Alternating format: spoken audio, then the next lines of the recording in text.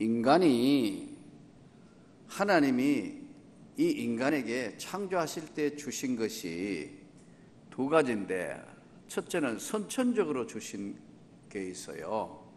선천적으로 노력하지 않아도 자기도 모르게 습득되어 있는 선천적인 것이 얻어지는 것이 있어요. 그게 뭐냐 하면 식욕이에요. 먹는 거, 여러분 먹는 건 노력 안 해도 배고프면 저절로 허겁지겁 되죠? 예. 한 끼만 굶어 놓으면은 눈이 빙빙 돌아가가지고 그냥 체면도 없이 그냥 가만히 말이 없어지는 분이 있어요. 예. 배고프면 말 안 하는 사람이 있어요. 짜증만 자꾸 내고. 주로 이런 사람들이, 뚱뚱한 사람들이 그렇게 되기 쉬워요. 좀 말란 사람은 배가 고파도 잘 참는데 마른 장작이니까, 좀 굵은 사람들은 좀 배고프면 말이 없고 짜증내요. 자꾸. 그래서 얼굴 보면 점심때 가까울 때 은혜가 안 되고 있어요. 그런 분들은 점심 먹고 또 오후 예배는 편안하게 주무세요. 앞으로 갔다가 뒤로 갔다가. 주로 보면 굵은 분들이 빨리 먹고 소화시킨다고 주무시는데 또 깨울 수도 없고. 선천적으로 얻어지는 건, 식욕은 선천적으로 얻어지는 거예요. 노력 안 해도 배고프면 먹는 거. 근데 아이가 세상에 나와서 이제 제일 처음 이제 먹기 위해서 하는 거요. 어린이 젖 먹는 거 안 보세요. 우리가 젖 먹는 힘까지 다 한다 그러잖아요. 콧등에 땀이 흐를 정도로 아이는 엄마의 젖을 빨고 아니면 젖병의 젖을 빨면서 선천적으로 먹는 것을 합니다. 먹지 않으면 죽으니까요. 이 식욕은 선천적인 거예요. 또 하나는 성욕. 이게 어릴 때는 몰라요. 그러나 하나님이 남녀를 만들어서 이게 남자든 여자든 어느 정도 좀 결혼할 연령이 되면 이제 커지면서 성적인 성욕이 살아나요. 이 성욕은 나쁜 게 아니에요. 귀하고 아름다운 거예요. 그런데 이걸 나쁘게 사용하는 것이 문제예요. 그 사랑은, 사랑하는 감정이나 좋아하는 감정은 귀하고 아름다운 거예요. 근데 이 사랑하고 귀한 것을 순리로 써야 되는데 영리로 써서 항상 문제가 돼요. 사랑은 귀하고 아름다운 거예요. 남녀가 사랑하는 것은 가장 아름다운 하나님의 창조의 원리에서 만나는 것인데, 그것을 아내를 두고 남편을 두고 각각 영리로 섬에, 또 그것도 모자라 가지고 남자가 남자를, 여자가 여자를 부끄러운 짓을 하매 하나님이 버려두셨다. 하나님이 아예 이 사람 취급 안 하고 하나님이 버려두시는 거예요. 그래서 여러분, 선천적으로 얻어지는 식욕, 성욕, 또 감정, 느끼는 거예요. 인간은 동물하고 다릅니다. 느끼는 것이 있습니다. 음악을 들으면 참 마음의 평안을 얻습니다. 클래식 음악이라든가 찬송을 들으면 외롭고 힘들 때는 참 그게 찬양이 가슴에 젖어온다는 걸 느낄 때가 있어요. 예. 또 아름다운 미술 그림을 쭉 보면 그게 내 영혼에 젖어오는 걸 느껴요. 나는 사자나 기린이나 동물이 그림 보고 감동받았다는 걸 들어본 적이 없어요. 그건 본능에 사는 거예요. 인간이기 때문에. 그런데 인간에게는 감정이 있어요. 사랑하는 감정도 있고 분노의 감정도 있고 미움의 감정도 있고 또는 싫어하는 감정도 나타내요. 그래서 식욕이나 성욕이나 감정 이런 것은 선천적으로 얻어지는 거예요. 그러나 반대로 후천적으로 얻어지는 건 많습니다. 동물은 그냥 물에 팍 던져놓으면요, 개가 수영 연습을 많이 해가 수영하는 게 아니에요. 그냥 들어가지고 집어 던져놓으면요, 그냥 그건 본능적으로 수영해요. 근데 사람은 물에 던져놓으면, 던져놓으면 꼬르르 들어가 버려요. 수영은 후천적으로 얻어져서 배우는 거예요. 또 학식, 컴퓨터. 저도 이게 기계치가 돼가 참 고민을 많이 했는데 통계를 보면서 위로를 받았어요. 60대 넘은 사람 중에 진짜 큰 명이 많더라고요. 예. 큰 명이 많은데 난 그래도 큰 명은 아니니까 얼마나 감사한지 몰라요. 왜 그런 눈으로 보시죠? 난 큰 명은 아니에요. 그래도 잘하는 건 아니에요. 근데 이것도 자꾸 하니까 느는데 안 하니까 별로 안 늘어요. 이제 하면 우리 부목사님들은 뭐 이렇게 해가 보내라 저렇게 해라 하라고 말로 다 하니까 잘 안 늘어요. 예, 직접 할 기회가 별로 없으니까요. 근데 그전에는 다 제가 컴퓨터 제가 책도 만들어내고 그거를요 80년대 말에 했어요. 80년대 말에 다 제가 다 만들어 봤어요. MS 도스 나올 때요. 근데 안 하면 도태된다는 걸 알았어요. 학식도 공부도 자꾸 배우면 배우는 학식이 늘어나게 돼요. 그래서 선천적으로 얻어지는 것과 후천적으로 얻어지는 거 있습니다. 스케이터 태어나면서 타는 사람 있습니까?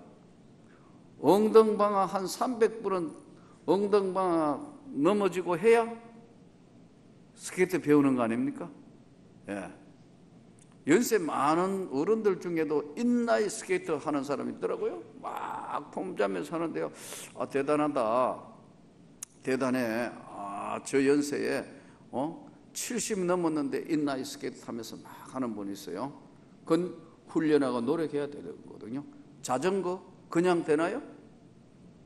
자전거 그냥 돼요? 연습해야 되는 거 아니에요. 예, 이쪽 넘어지려면 이쪽 방향, 이쪽 몇 번 해보고 나면 나중에는 잡고 있어요? 잡고 있어요? 잡고 있어 하는데 실제로 놓았는데도 잡고 있는 줄 알고 혼자 막 이러다가 나중에 이제 운동장 몇 바퀴 돌면 저절로 자전거 타죠? 다 해봤죠? 예, 그렇게 해가 타는 거예요. 자동차 운전 그냥 돼요? 면허증 따고 연수해야 되는 거 아니에요? 예, 연수는 부부끼리는 절대로 안 하는 게 좋아요. 예, 뭐 싸우고 뭐 해가 다투고 그 아주 왜냐하면 불안하니까 초보 운전은. 그 본인도 다 그래 배웠으면서 뭐 이러냐 저러냐 그렇거든요. 왜? 옆에 타니까 불안하니까. 그래서 선천적으로 얻어지는 것과 후천적으로 얻어지는 것이 따로 있어요. 그러니까 이 재능은 하나님이 주시는 것이 있고 노력해서 후천적으로 받는 것이 있는데 어떨 때는 한 10%, 어떨 때는 10대 90, 반대로 90대 10. 예를 들 것 같으면요, 예체능 같은 경우는 타고나야 하는 겁니다. 예, 타고나는 것이 있어요. 그래서 이걸 뭐 성악하는 사람들도 그 성량이라든가 이게 타고나는 거예요. 뭐 우와 하는 이런 것도 타고나야 올라가죠. 그냥 안 돼요. 왜? 엄치 아무리 해도요 잘 안 돼요. 내가 누구라고 이야기는 안 하지만 그런 사람 안 하는 게 좋아. 근데 그런 사람 또 더 크게 불러요. 다른 사람 음까지 다 잡아먹어버려요. 엄치 안 돼요. 그 노력하면 어느 정도 수준까지는 올라가요. 노력해요. 예, 운동선수 타고나요. 실험 선수라든가 마라톤 선수라든가 이거 타고난다고. 이게 100m 선수도 마찬가지고요. 운동을 잘 할 수 있는 기능이 타고나는데 거기에 훈련을 겸하는 거죠. 예. 그러니까 운동도 기술 경기와 체력 경기가 좀 나눠져요. 탁구 같은 거는요 기술 경기이기 때문에 계속 쳐야 돼요. 계속 연습하고 제대로 배워야 되는 거죠. 그냥 되는 게 아니라. 탁구 선수하고 한번 해볼래요? 제가 한번 탁구 선수들하고 이렇게 해보니까요, 예, 나보고 2개 하고 잡아주고 19대 0로 해가 하자 하더라고. 4개 하자 하더라고. 설마 2개는 못 이겼는데요. 진짜 못 이겨요. 짜장면 사주게 해가 3번 사줬어요. 그 다음부터 다시는 안 하기로 했어요. 왜냐하면 서비스를 받아서 주면 이게 막 일로 핑 튀고 절로 막 절로 핑 튀고 이게 더 할 수가 없어요. 방법이 없어요. 그 다음에 내가 서브하면요 요렇게 올려주고 저렇게 올리고 그 다음에 톡 때려버려요. 재미 하나도 없어요. 실수가 없으니까. 왜냐하면 이건 기술 경기고 선천적으로 얻어지는 것과 후천적으로 얻어지는데 중요한 것은 오늘 말씀대로 잠언서 9장의 오늘 말씀은 소중한 인생길에 가장 중요한 것이 뭐냐? 하나님의 지혜란 말이에요. 아멘. 우리가 사는 소중한 인생길에 가장 중요한 것이 뭐냐면 하나님의 지혜예요. 그래서 이 지혜가 없는 사람은, 지혜가 없는 사회와 지혜가 없는 가정, 지혜가 없는 사람은 그만큼 고통받고 힘들고 무너졌어요. 그런데 우리가 어느 시대에 사느냐에 따라 참 이것도 좀 많이 갈려져요. 우리 앞전 시대 한번 보세요. 예? 일제가 나라를 빼앗았을 때 장준하 씨 같은 이런 사람들은 참 광복군으로 일군으로 뽑혔다가 일본 군인으로 뽑혔다가 독립군으로 수천 리 길을 걸어가면서 가다가 죽는 한이 있더라도 민족을 위해서 나는 독립운동하다가 죽을 거다. 목적이 있는 삶이었어요. 소중한 인생의 삶에 그분은 지혜가 있었어요. 그러니까 우리 시대는 그래도 큰 소용돌이 치는 시대는 아니었어요. 우리 앞전 시대를 한번 보세요. 6.25 전쟁. 나 지금 생각하니까 어린 시절은 6.25 전쟁 끝난 지 얼마 안 된 시절이었어요. 지금 와서 생각하니까 그때 참 가난하고 힘들고 어려웠는데 왜 그랬을까 생각하니까, 지금 와서 생각하니까 당연하다. 전쟁 끝난 지 얼마 안 됐으니까. 여러분 60년대 70년대 들어가지고 그 계속해서 무장공비 넘어오고 이 나라가 여러분 막 12.12 사태 벌어지고 뭐 여러 가지 많은 광주 사건 벌어지고 온갖 나라가 지금 위태위태하면서도 여기까지 지켜주시는 하나님의 은혜를 가만히 생각해 보면요, 그때마다 고비 때마다 큰 문제가 있었지만 잘 극복했는데 우리 앞전 시대는 나라가 없어져 버렸다니까. 아예 나라 자체가 없어져 버렸다. 교회 자체를 핍박해 버렸다. 신사참배해라. 반대하는 교회는 다 폐쇄시키고, 목사님 잡아가고, 반대하는 장로님들 잡아가고, 옥고를 치룰 거냐 신앙을 지켜야 될 거냐, 이런 선택을 해야 되는 시대가 있었어요. 예. 대동아 전쟁 일어나가지고 젊은 사람은 다 전쟁 때 다 갔다. 6.25 전쟁에 뽑혀갔다. 여기 지금 70대 후반부터 80대 되시는 분들은요, 진짜 하나님이 보호해 주셔가 여기 살아 계세요. 6.25 난리 전쟁터에 죽은 사람 많아요. 다친 사람 많아요. 그러니까 지금 80 넘으신 분들은 역전의 용사라. 이 생명을 연장해가지고, 저는 우리 장모님 볼 때마다 이야 대단하다. 94세. 지금도 건강하시긴 하지만 어쨌든 그 삶의 전체를 볼 때 얼마나 굴곡이 심했을까. 예. 6.25 전쟁 난리 만났을 거고, 대동아 전쟁 겪고, 2차 대전 하는데 대동아 전쟁 때 겪으시고, 이런 거 다 했거든요. 시대가 한 삶을 결정할 수도 있다. 오늘 본문 말씀에 나오는 1절부터 9절까지는 분류해보면 하나님이 지혜 있는 자에게 교훈을 더해 주신다. 하나님이 지혜를 가진 자에게 더해 주시는 은혜입니다. 이미 지혜가 없는 사람은 아무리 이야기도 모르기 때문에 지혜 있는 자에게 하나님이 더해 주시는 은혜예요. 이제 본문으로 다시 한번 본문을 보시기 바랍니다. 9절, 지혜 있는 자에게 교훈을 더하라. 그가 더욱 지혜로워질 것이요 의로운 사람을 가르치라. 그의 학식이 더하리라. 이 오늘 어리석은 것, 거만한 것, 지혜 없는 것, 이런 것들은 아무리 이야기해도 모른다는 거예요. 신앙생활에 있어서 가장 소중한 것 중에 하나가 내가 하나님의 존재, 하나님의 살아계심을 본인이 확고하게 믿어지기 시작하면서부터 신앙생활은 전혀 다른 상황으로 변합니다. 오랜 신앙생활 동안 이렇게 신앙생활 쭉 하다가 하나님을 만나는 계기, 이것을 성경은 중생, 거듭났다고 그래요. 거듭나는 것, 중생하는 것, 하나님의 살아계시는 존재를 확실하게 깨닫게 되고 그 하나님이 내 삶에 어떻게 개입하시는가, 이것을 데이라는 사람이 이걸 글을 썼는데 뭐로 압축해서 했느냐 하면은 세 개의 황금문, 세 가지의 황금문이 있는데 첫째 문은 그것이 참말인가?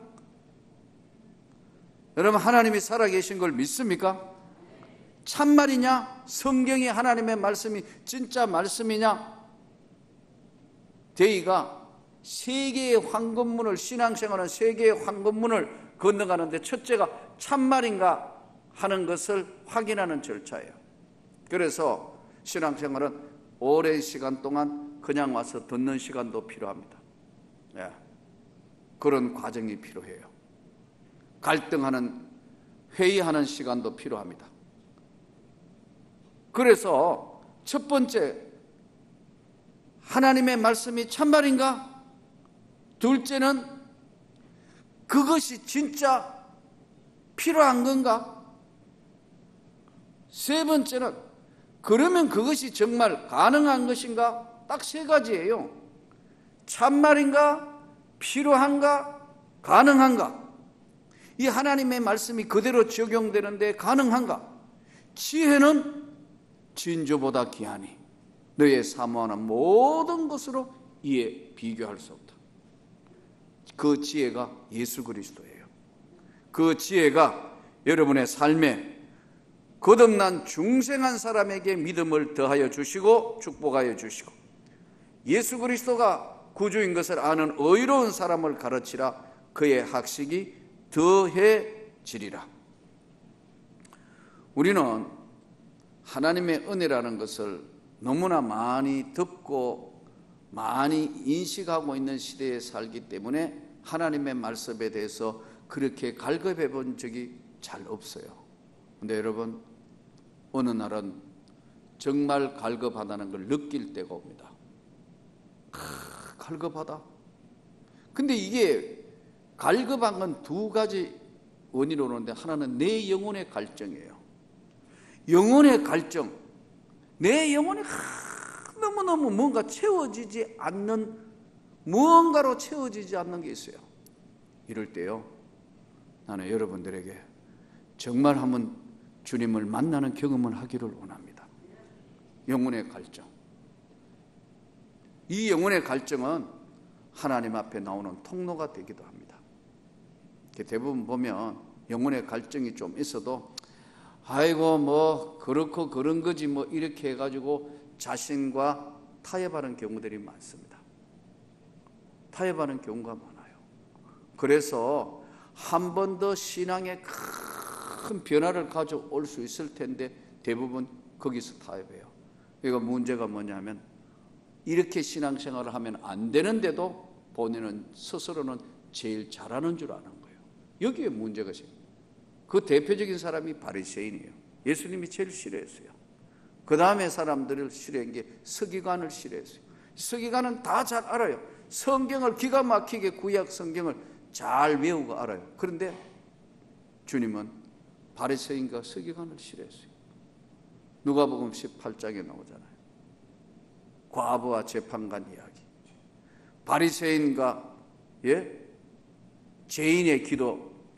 바리새인은 나는 일에 2번씩 금식하고 소득에 뭐 어떻고 자기 하나님 다 자기 의를 나타내는데, 죄인은 감히 하나님을 쳐다보지도 볼 수도 없으니까 가슴을 치면서 주여 나를 불쌍히 여기소서.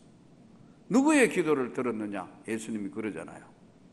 그게 뭐냐 하니까요, 우리가 갈증이 날 때, 정말 갈할 때 주님을 만나는 통로가 되는데 그걸 무시해요.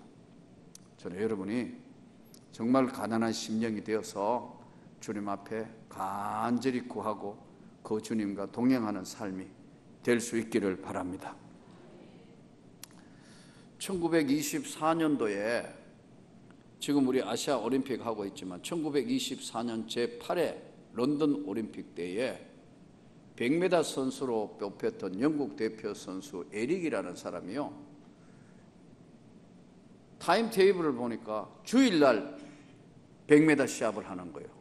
이 사람이 당시에 100m 선수로는 기록상 거의 금메달 후보감이었는데, 주일날 나는 운동장에 나와서 뛸 수 없습니다. 나는 주일은 교회에 가가지고 하나님 앞에 예배드리고 거룩하게 지켜야 되기 때문에 주일은 못합니다. 난리가 났다. 왜냐하면 금메달 후보자가 주일날 안 믿는 사람들도 다 같이 하니까 올림픽에 주일날 시합한다는 걸 못한다. 그러니까 100m 출전을 안 해버렸어요. 그래서 스코틀랜드하고 영국에서 국가의 배신자, 광신자, 온갖 그 다 조롱했다고. 그런데 정작 본인이 안 뛴다고 운동장에도 안 나오고 교회에 가버렸어요. 난리가 났겠죠.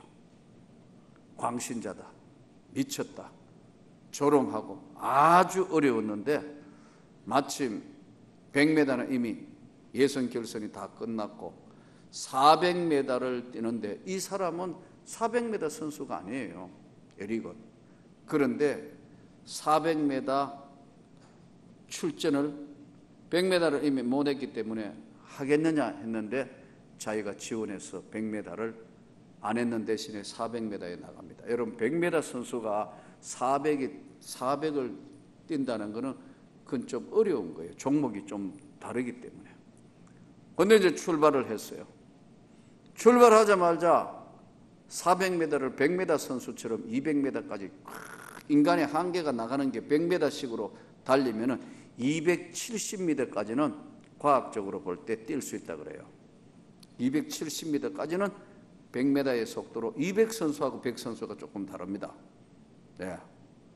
그런데 400 선수는 단거리 중에서는 가장 먼 거리이기 때문에 100m씩으로 뛰어도 안 되고, 그렇다고 중거리 선수처럼 뛰어도 안 되고 하기 때문에 아주 정말 어려운 경기가, 페이스를 조정해야 되는데, 딱 출발했는데 그냥 죽기 살기 100m씩으로 뛰니까 저 선수 기껏할 거라 생각했는데 400m를 100m 뛰듯이 뛰어들어온 거예요.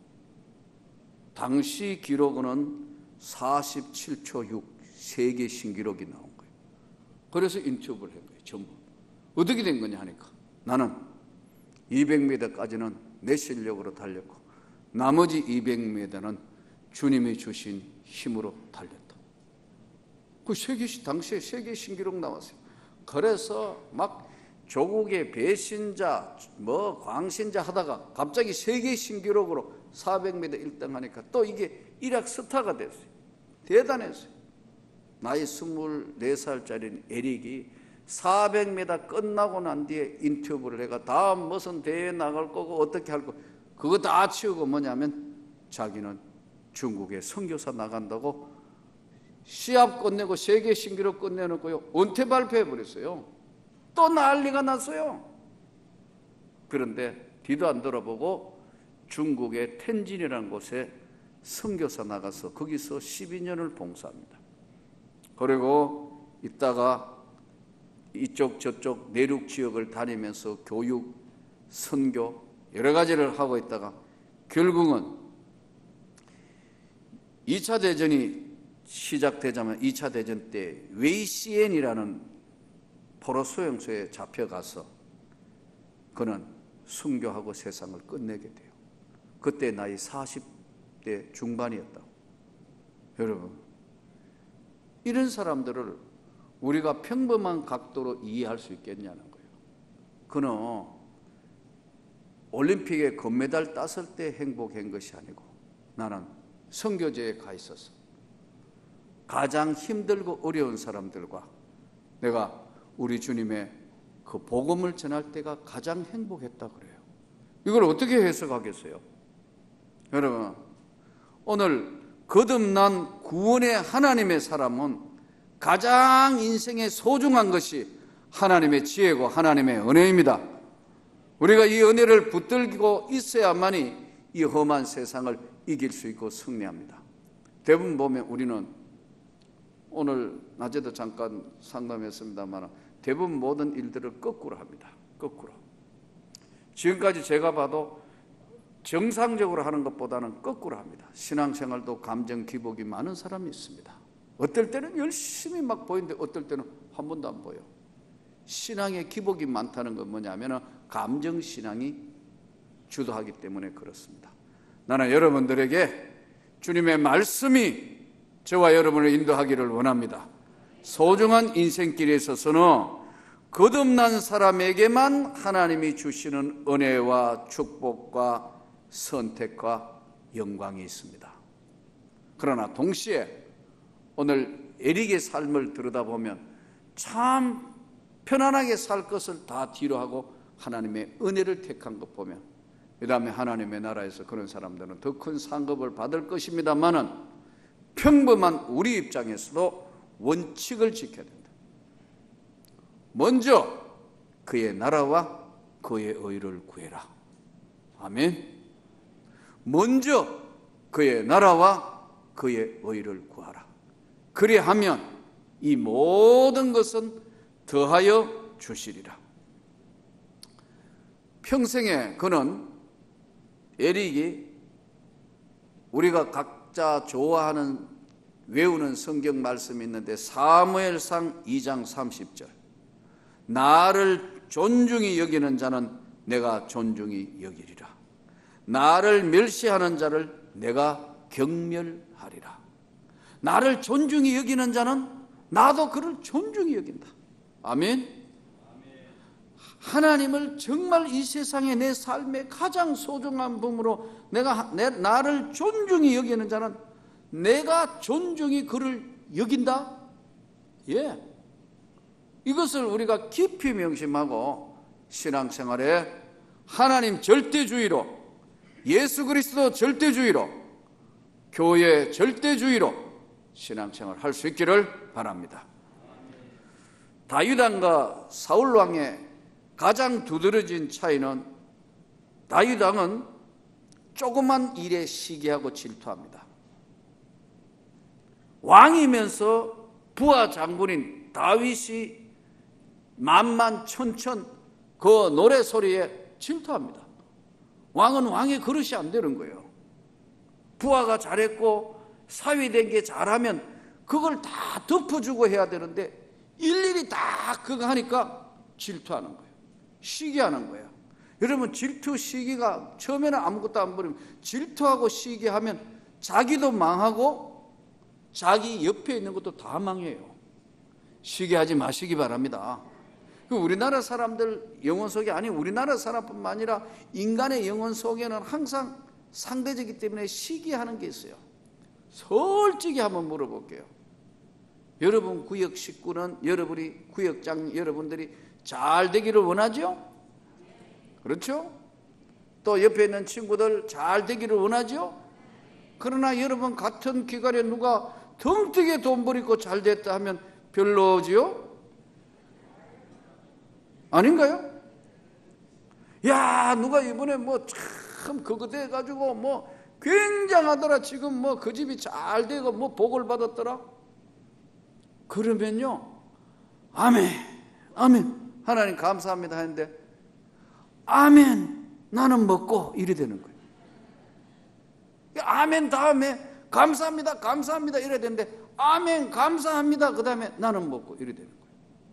이게 시기의 영이요 무섭습니다. 질투의 영이 무섭습니다. 예. 그래서 너희가 아직도 시기하고 질투하니 어린 신앙이라는 거예요.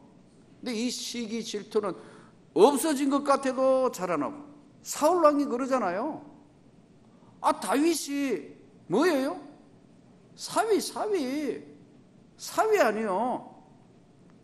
크면 잘 되면 좋잖아. 그렇죠? 축복 받으면 좋잖아요. 예. 어떤 분이 그러더라고. 딸이 결혼한다고 드디어 이제 참 결혼식장에 들어가면서 이제 드레스 입고 아버지가 이제 딸을 데리고 이제 식장에 들어가는데, 나도 이제 며칠 뒤에 그래야 되겠지만, 이제 데리고 들어가는데, 이 시집 가기 전에 마지막에 이제 이 신랑한테 인수인계 한다나요? 뭐 이렇게 참 손을 잡아주러 가는데, 이 딸이 아빠한테 마지막 이야기한 거예요. 드레스 입고 들어가기, 아빠. 그러니까 아빠가 딸이 이제 나에게 마지막 아빠 사랑한다고 말하는 줄 알았는데 뭐라 한 줄 아세요? 아빠, 제발 드레스 밟지 마. 내가 그 말을 듣고 얼마나 웃었는지. 혹시 우리 딸이 아빠 그러면 알고 있어 임마, 드레스 밟지 마라고 알고 있어 내가 그러려고 그러는데, 여러분 그 이야기 들으니까 참 인생이란 게 그런 거예요. 여러분 가만히 생각해봐요. 딸이 귀엽다고 시집 안 보낼 거예요? 집에 있으면 더 골치 아파요. 아멘이죠? 보내면 아까워요. 아멘이죠? 그러니까 어떻게 해요? 그러니까 보내야지. 아멘이죠? 모든 게 상대적이에요. 아들 가진 사람들요, 싱글벙글 웃던 시절은 끝났어요. 여러분 착각하면 큰일 나요. 아들 뺏겼어요. 여러분 옛날하고 달라요. 예. 그때 시어머니 영이 서고, 여러분 조심하시기 바랍니다. 예. 시어머니 폼 잡던 시절은 과거는 다 흘러가고 없어요. 그저 며느리한테 구박 안 받는 것만 해도 하나님의 은혜인 줄 아시기를 바랍니다. 아무도 아멘 안 하네요. 이거 깨닫는 게 은혜예요. 며느리한테 구박 안 받. 아니, 시대가 바뀌고 있다니까요. 시대가 달라졌어요. 요즘은요, 우리 시대 때는 여자가 다 결혼하고 나면 설거지하고 빨래하고 하는데요, 요즘은요, 예? 동등하게 안 하다가는요 정말 큰일 나요. 시대가 바뀌었어요. 남자에게도요 육아 휴가를 주는 시대가 됐어요. 여러분 그건 몰라요? 예전에는 출가 외인이라고 전부 재산 분리하면요, 여자는 출가 외인이라고 이런 데 없어요. 지금은요 남녀 구별 없이 똑같이 1대1로 나눠져요. 아시죠? 모르는 사람은 이것만 들어도 오늘 큰 은혜 받는 겁니다. 여러분 시대가 달라졌다. 시대가 달라졌는데 본인은 못 깨닫고 있다. 아직도 시기하고 질투하고 막 이러다가는요 큰일 나는 거예요. 인생길은 소중한 길이기 때문에 시기와 질투 일어나는 거 다 뽑아버리기를 바랍니다. 그래야 하나님의 길이 보이는 거예요.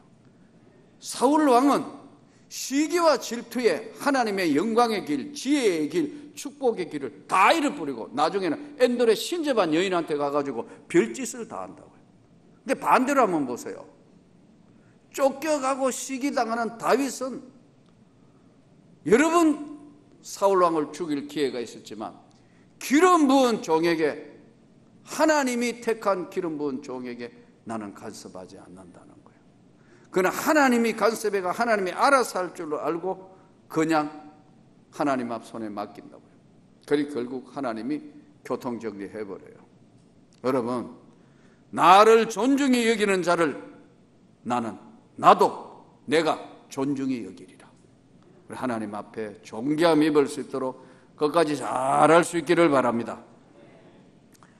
구원받은 하나님의 사람에게는 지혜가 가장 소중하다. 이제 11절부터 본문 마지막 이제 18절까지는 가장 중요한 것은 지혜가 무엇인가 하는 것을 설명하는 내용입니다. 즉 다른 말로 말씀드리면 지혜를 가지면 그러면 어떻게 되는 거냐는 거예요. 지혜를 가지면 장수하게 된다. 하나님이 긴 시간 동안 수명을 연장해서 하나님의 지혜 예수 그리스도를 바로 아는 자에게 하나님이 장수와 건강의 축복을 주시며 우주의 근본 원리를 알게 하기 때문에 하나님께서 삶에 장수하는 은혜를 주신다. 두 번째, 하나님께서 지켜주신다. 이거 굉장히 중요한 거예요. 세상살이에 있어서 하나님이 지켜주시지 않으면 아무것도 안 돼요. 어떤 사람들 직장 생활하면서 여러분 한번 가만히 여러분이 속한 직장 생활에 직장의 주인, 사업주, 사장이 어떻게 하는가 한번 가만히 한번 보세요. 그 사람이 정말 행복하고 정말 기쁘게 자기 사업에 몰두하고 그 일에 좋아해서 하는 것인가, 아니면 마지 못해서 장사하는 사람인가, 마지 못해서 사업하는 거 있는 사람인가. 차이가 딱 그거예요. 성공하는 사람은 좋아해요. 성공하는 사람은요, 자기가 좋아서 그 일을 선택한 사람이에요. 예. 하나님께서 오늘 우리에게 하나님의 지혜를 가지면, 예수 그리스도를 가지면 장수하게 해요. 그 자녀를 하나님이 책임을 져요. 아멘. 지혜를 가진 자는 복되도다. 지혜를 가진 자는 생명나무라 그랬어요. 생명이 줄줄줄 이어가는 나무예요. 그러니까 이 나무는 세상 나무가 아니고 하나님이 주시는 축복의 나무이기 때문에 점점 왕성하고 점점 하나님의 약속한 것이 열리는 열매예요. 많은 사람들이 대부분 보면 자기 대에 끝내는 사람 많아요. 믿음이 흘러가도록 해야 돼요. 아멘. 다른 건 다 하면서 고등학교 3학년 되면 참 어리석어요. 애들 교회 안 오면 정말 혼내야 되고, 신앙생활 제대로 안 하면 그냥 두면 안 되는데요, 애들 학원에 갔다 오면 다 묻혀. 공부 잘한다면 다 묻혀요. 참 정말 바보스럽고 어리석은 거예요. 뭐 1등 했다 2등 했다, 여러분 다 했다 하더라도 주님이 손을 흔들면 아무것도 아닌 인생이란 말이에요. 근데 이건 뭐 수련회 한다 하면 고등학교 학생들 안 가. 고3들 좀 되면 말할 것도 없고, 또 주일마다 이렇게 체크해 보면 영아부, 유치부, 유년부, 초등부, 중등부, 고등부, 몇 명이지? 이거 어떻게 됐어? 왜 이렇게 줄었어? 그러면 우리 부목사님들이 시험 기간입니다. 시험 기간에는 다 죽어버렸어. 시험 기간에는 주일도 잘 안 지켜. 그래서 점수를 잘 얻었다고 나면 어떻게 된단 말이에요. 안 믿는 가정이라면 이해가 될 수 있지만, 믿는 엄마 아빠가 권사님이면서 집사님이면서 이게 지금 믿음이 무엇인가를 근본적으로 심지 못한 거예요. 그러면 바꿔 이야기하면 신앙의 믿음이 흘러가지 못한 거예요. 여러분 대화가 다 끝나버렸어요. 한번 보세요. 원리를 설명해 볼게요. 물이 여기서 지금 폭포가 떨어지면 물이 내려왔어요. 그런데 이 물이 아름답게 끝까지 저 아래까지 흘러가야 저 아래쪽에 논밭에 물이 들어가고 다 열매가 맺고 정말 꽃이 피고 새들이 울고 성경 말씀대로 생명수 강가에 열린 나무들이 쫙 열릴 텐데, 나와 또 몇 사람 부부는 예수를 믿는데 다음 대화가 믿음이 안 흘러가. 가끔 이런 경우 있더라고요. 아버지 어머니는 믿음이 있는 사람인데 신앙생활을 제대로 안 해가 그 아들 중에 딸 중에 믿음 생활을 안 하는데 손자 손녀가 신앙 가져가지고 신학교까지 온 목사들도 있더라고요. 가끔은. 근데 그건 아주 특이한 경우고요. 대부분 이 신앙생활이 밑으로 흘러가지를 잘 못해요. 왜 그러죠? 자녀한테 진 거예요. 믿음은 거듭 말씀드리지만 소중한 인생길에 있어서 믿음은요, 신앙생활과 믿음은 이 세상의 금보다 귀한 거예요. 근데 이거를 자녀한테 양보한 거예요. 양보했다가 다시 이것을 받아들이고 끌어오기는 2배의 힘이 들어요. 우리는 오늘 이 지혜의 말씀을 들으면서 소중한 인생길에 신앙의 축복과 은혜가 생명나무로 흘러갈 수 있도록 하나님의 은혜를 구할 수 있기를 바랍니다. 제가 알고 있는 우리 권사님 한 분이 다른 교인입니다만은 참 지혜로운 분이 있어요. 아들이 서울대를 나오고 교수예요. 부부가 다 교수라. 근데 이들이 어릴 때는 신앙생활 했는데 교회 안 나오는 거예요. 왜? 유학가가 공부해가 교수로 다시 해가 활동한 신앙 다 까먹어버렸어요. 신앙 없는 며느리 만났어. 근데 본인은 권사님이라. 또 자기 남편은 장로님 있는데 돌아가셔버렸어. 혼자서 아무리 이야기해도 안 되는데 아이를 낳아가지고 아기를 낳아가지고 이제 권사님한테 맡긴 거예요. 권사님이 손자를 키우면서 매일 기도하는 겁니다. 하나님, 내가 믿음이 없어서 이 자식이 출세하고 성공하고 세상적으로 명예와 모든 걸 가지면은 그때 다시 믿고 신앙생활 잘하면 되리라고 생각했는데 내가 잘못했습니다. 이 손자라도 내가 정말 믿음으로 키우겠습니다. 이 아이를 손자를 붙들고 계속 기도하고 했는데 이 아이가 할머니를 너무너무 따르니까 할머니 따라 그래서 교회 가는 거예요. 계속 교회 가. 믿음으로 자라니까. 그 엄마 아빠는 아이 때문에 또 한 명밖에 없어. 2, 3명 되면 또 안 일어났을지 모르겠는데 한 명밖에 없으니까 부부의 관심은 전부 아기밖에 없으니까 주일학교 아기 할머니 가니까 할머니가 아기가 인질이라 아기를 데리고 가니까 이 아기 때문에 부부가 주일날 교회 온 거예요. 계속 오고 가고 하다가 TV에서 그냥 주일학교 애 데리고 오는데 TV에서 목사님 설교하는데 성령을 경험하게 돼요. 그래서 그 집안이 다 돌아왔어요. 그 권사님이 한번 그런 간증을 하는 걸 들었어요. 저보고도 한번 그러더라고. 목사님, 참 이거 제정신 차려가지고 손자 통해서 믿음 다시 찾아오는데 근 30년 세월이 흘렀습니다. 여러분, 그래도 그 권사님은 아주 지혜로운 분이에요. 오늘도 우리가 우리 자식들이 말 잘 안 들으면 손자, 손녀를 볼모로 잡읍시다. 아멘. 이 요거라도 똑바로 키워놓으면 이게 저절로 자식한테 이기는 부모가 없어요. 그래서 제가 이야 정말 지혜롭다. 오늘 우리가 꽃보다 소중한 인생길을 가면서 하나님의 말씀은 1.1획도 틀림이 없다게 돼. 하나님 앞에 우리가 하나님이 생명나무로 우리 자녀들을 지켜주시도록 기도하면서 하나님의 영광을 구하는 저와 여러분이 되기를 주 예수 이름으로 축원합니다.